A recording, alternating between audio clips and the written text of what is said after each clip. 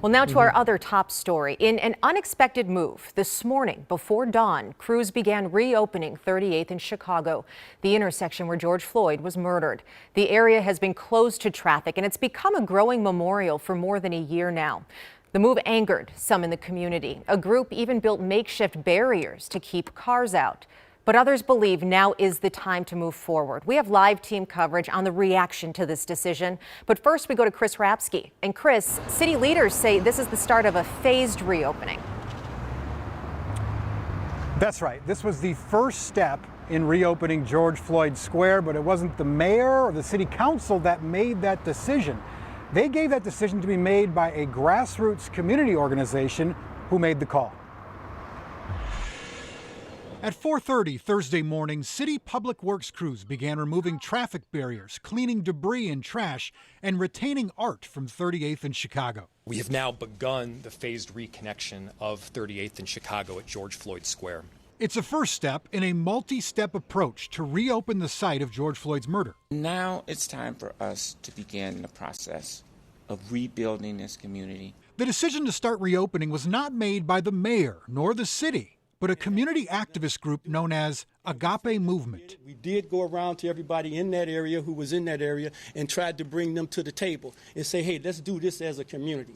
Let's do this together, because it didn't happen in Portland, it didn't happen in Seattle, it didn't happen in Ferguson, and we didn't want to have bulldozers or whatever was going to happen. Agape leaders say 90% of the people and business owners want the intersection opened, but the move was met with resistance, as some guarding the square put a few barriers back in the streets, keeping traffic blocked, something they expected and hoped to resolve with communication. Now we have to go through a transition to develop our neighborhood and give us an opportunity to build our neighborhood, which is with a new normal.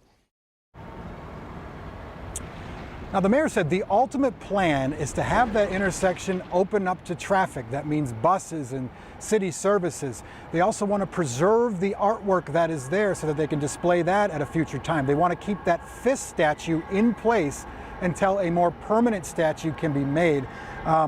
They also want to block off that very specific location where Floyd was murdered so that the mayor says tires never touch that space again. Lauren?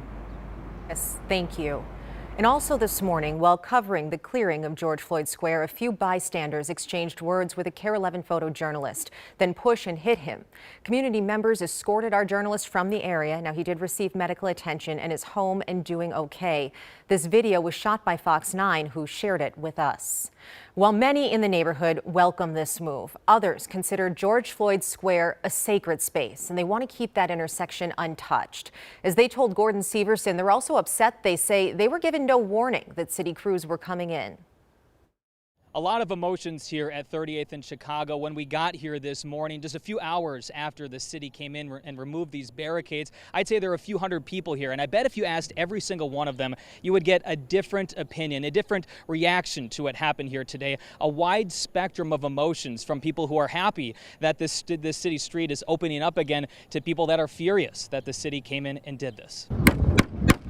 When the barricades came down, some decided to build their own. Without any justice, we're going to keep closing it down.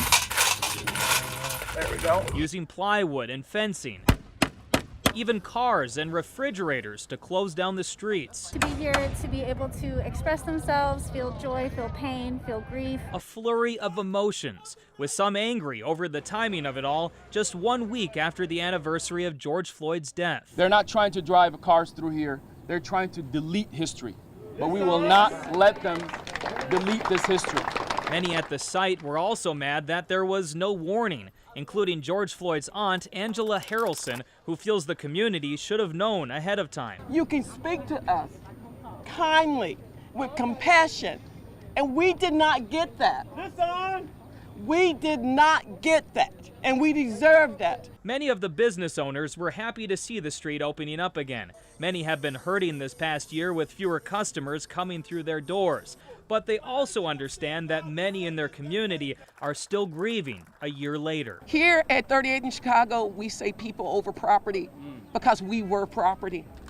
And if they make it about property, about who owns this building and who owns that building, we are falling into their trap. Now, one of the business owners that I spoke with said that he doesn't think this is the end of it. This is just the beginning of what he foresees as a long, ongoing conflict here in this neighborhood between people who want to open up the streets and people who want to keep them shut down. But he is hopeful that by the end of the summer, everyone will be able to come together, and he's hoping that this space can become a symbol nationally and internationally, with people coming from around the world to reflect on this historic moment. But in the meantime, he's hoping that people can come together and at least listen to each other and the hurt that they're feeling here today. Gordon Severson, KARE 11 News.